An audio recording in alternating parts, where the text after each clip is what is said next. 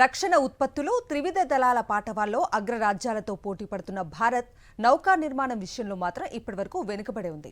China, Japan, దక్షిణ Korea వంటి దేశాలు ఈ రంగంలో దూసుకుపోతుంటే ఇన్నాళ్ళు నెమ్మదిగా నెట్టుకొచ్చిన భారత్ ఇప్పుడు తన వ్యూహాన్ని మార్చింది. మెగా షిప్ బిల్డింగ్ క్లస్టర్లు, ఇండియన్ షిప్ టెక్నాలజీ సెంటర్ల ఏర్పాటుతో భారత నౌకా నిర్మాణ రంగ దిశ మారబోతోంది. భారీ కార్గో నౌకల తయారీ కోసం అగ్రదేశాల వైపు చూసే పరిస్థితి భారత్ది. ఇకపై 3 మిలియన్ టన్నుల సామర్థ్యం ఉన్న నౌకలను తయారు చేసే శక్తిగా మన దేశం అవతరించబోతోంది. దేశ తూర్పు, పశ్చిమ తీరాలకు మణిహారాల్లా ఈ మెగా షిప్ బిల్డింగ్ కేంద్రాలు రూపుదిద్దుకోనున్నాయి. ప్రపంచ నౌకా నిర్మాణ మార్కెట్లో ప్రస్తుతం భారత్ వాటా కేవలం 0.06% మాత్రమే. చైనా, దక్షిణ కొరియా, జపాన్ వంటి దేశాలు 85% వాటాతో షిప్ బిల్డింగ్ పరిశ్రమపై ఆధిపత్యం చెలాయిస్తున్నాయి.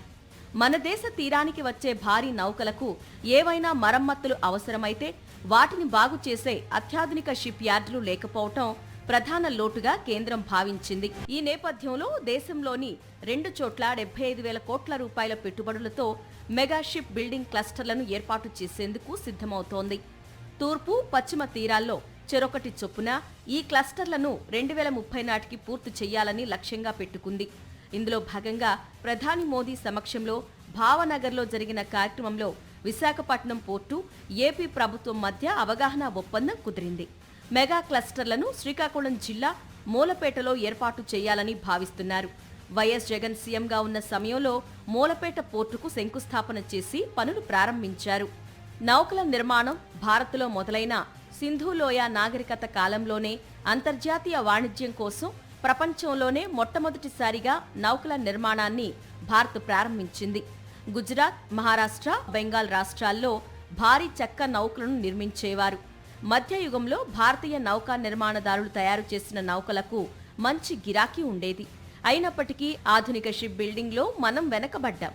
ప్రస్తుతం make in India, Atmanirbhar Bharat కార్యక్రమాల కింద ఉపాధి, ఎగుమతులు, దేశ రక్షణ, ఆర్థిక అభివృద్ధికి దోహదపడేలా నౌకా నిర్మాణ రంగాన్ని ప్రభుత్వం బలోపేతం చేస్తోంది. విశాఖలోని ఇండియన్ మారిటైమ్ యూనివర్సిటీ ఆవరణలో సాగరమాల పథకంలో భాగంగా ఏర్పాటు చేసిన ఇండియన్ షిప్ టెక్నాలజీ సెంటర్ను ప్రధాని మోదీ శనివారం వర్చువల్గా ప్రారంభించారు. మారిటైమ్ విజన్ 2030లో భాగంగా నెలకొల్పిన ఈ కేంద్రం మారిటైమ్ టెక్నాలజీకి జాతీయ హబ్గా మారనుంది. ఇక్కడ నౌకా నిర్మాణ అభివృద్ధిపై పరిశోధనలు, స్వదేశీ నౌకల రూపకల్పన, డిజిటల్ ఆవిష్కరణలు జరగనున్నాయి. ఇది దేశంలోని ప్రభుత్వ రంగ షిప్ యార్డులకు అనుసంధానంగా పనిచేస్తూ భారత నౌకా నిర్మాణ సామర్థ్యాన్ని పెంచనుంది. ఇక్కడే national ship design and research సెంటర్ను కూడా పునరుద్ధరించేందుకు కేంద్రం అడుగులు వేస్తోంది.